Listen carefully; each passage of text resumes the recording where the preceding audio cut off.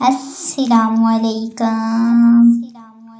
حضرت آدم اور حوا علیہ السلام کا ممنوع درخت کا پھل کھانا۔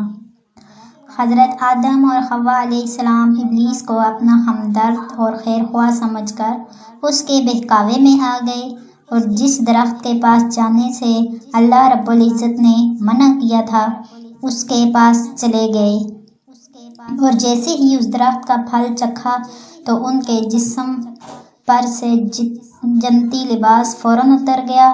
فرمان الہی ہے، ہم نے کہا اے آدم یہ تمہارا اور تمہاری بیوی کا کھلا دشمن ہے، خیال رکھنا ایسا نہ ہو کہ یہ تم دونوں کو جنت سے نکلوا دے، پھر تم مصیبت میں پڑ جاؤ۔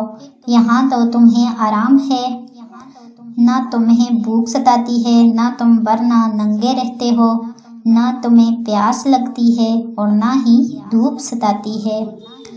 حضرت آدم علیہ السلام اور حوا علیہ السلام جنت میں آرام اور سکون سے رہنے لگے، اور شیطان انہیں بہکانے کے لیے مسلسل ان کا پیچھا کرتا رہا۔ آخرکار اس نے حضرت آدم اور حوا علیہ السلام کو بہکانے کے لیے ان کے دل میں وسوسے ڈالنا شروع کر دیے اور کہنے لگا، اے آدم کیا میں تمہیں ایسا درخت نہ بتاؤں جسے کھانے کے بعد تم جنت میں ہمیشہ کے لیے رہو گے؟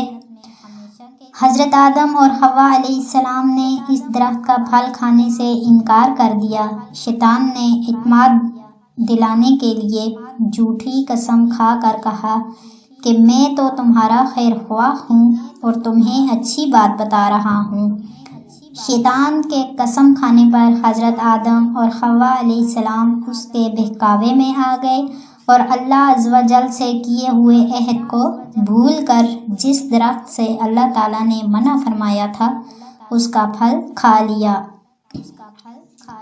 حضرت آدم اور حوا علیہ السلام نے جیسے ہی ممنوع درخت کا پھل چکھا تو ان کا جنتی لباس جسم پر سے اتر گیا، اور وہ شرم کے مارے اپنے ستر کو چھپانے کے لیے جنت کے درختوں کے پتے اپنے اوپر چپکانے لگے۔ فرمان الہی ہے، پھر شیطان نے انہیں اس جنت سے پھسلا کر ان دونوں کو وہاں جنت سے نکلوا دیا۔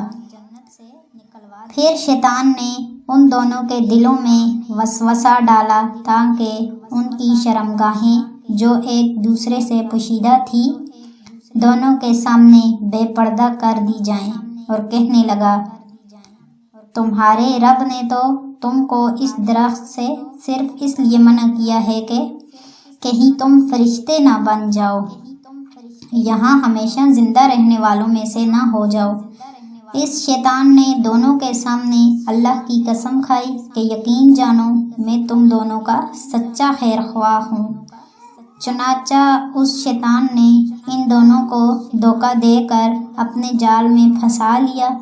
پھر جب ان دونوں نے درخت کا پھل چکھا تو دونوں کی شرمگاہیں ایک دوسرے کے سامنے بے پردہ ہو گئی، اور دونوں اپنی شرمگاہوں کو جنت کے پتوں سے ڈھانپنے لگے، اور ان کے رب نے ان کی آواز دی، کیا میں نے تم دونوں کو اس درخت سے منع کیا تھا اور یہ نہیں کہا تھا کہ شیطان تمہارا کھلا دشمن ہے؟